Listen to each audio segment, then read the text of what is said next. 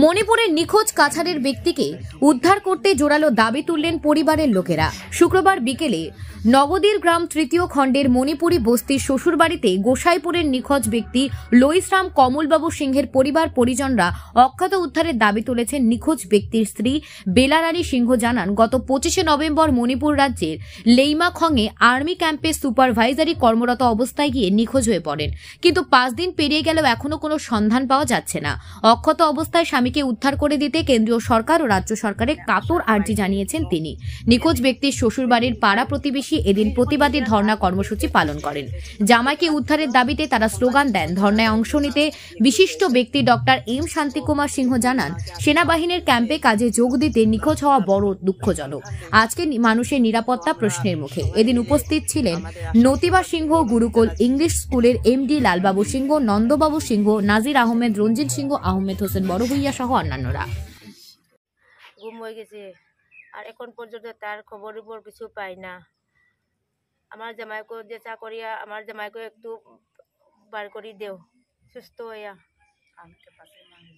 Army campus কি আমার জামাইও গেছে কি আর্মি কেমো যাইতে সময় হে সাইন করিয়া যায়, বাড়িতে সময় হে 20 বছর থাকি লেমাখংয়ে কাম করছে, আজ পর্যন্ত তার ঠিকানা নাই। কোন জায়গাত কাম করেনি কেন? লেমাখং হে আর্মি কেমো হে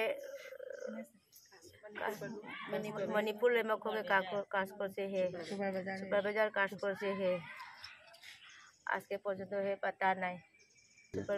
এখন আপনি আসাম সরকারের কাছে, মণিপুর সরকার, আসাম সরকার সব মিলে আমার জামাই অনুরোধ করছি, আমার জামাই একটু বার করে দেও। ঠিক আছে, মানে আসার বাইরের কোনো ইয়ে নেই। তো তার উনি যখন ইন্ডিয়ান আর্মি ক্যাম্পে কাজ করতেন, তো সেখান থেকে বেলা 2টা যখন বাজে তখন জানা যায় যে ওনার নিখোঁজ হয়েছে। তো এখন ওনাকে আজকে 5 দিন হয়ে গেল, কিন্তু ওনার কোনো সন্ধান নেই। তো আমরা সবাই মিলে আমাদের আসাম সরকার থেকে অনুরোধ জানাচ্ছি যাতে মণিপুর সরকারকে একটু মিলে আমাদের বোনের স্বামী লইসরাম কমলবাবুকে একটু বের করে দেন। লইসরাম কমলবাবু সিংহ দীর্ঘ 20 বছর থেকে মণিপুরে লেইমাখংয়ে আর্মি ক্যাম্পে MES এর আন্ডারে সুপারভাইজারের কাজ করছিল। তো গত 25 নভেম্বরে হঠাৎ ওনার পরিবারের লোক যখন ফোন করে, তো ওনার মোবাইল সুইচ অফ পাওয়া যায়।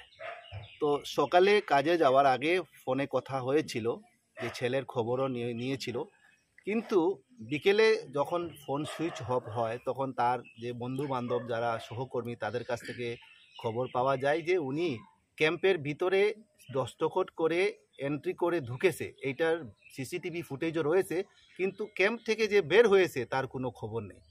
ওর যে স্কুটি ছিল সেইটাও সঙ্গে ছিল না, পাওয়া যায়নি। তারপর থেকে ওনার সহধর্মিনী বেলারানী সিংহ বিভিন্ন পত্রপত্রিকা মারফতে, সোশ্যাল মিডিয়াতে, ভিডিওর মারফতে যখন প্রচার চালায় যে আমার নিখোঁজ স্বামী সন্ধান যাতে যারা পান আপনাদেরকে বের করে দিন, তারপরে আমরা খবরটা শুনে ওনার ঘরে এসেছি।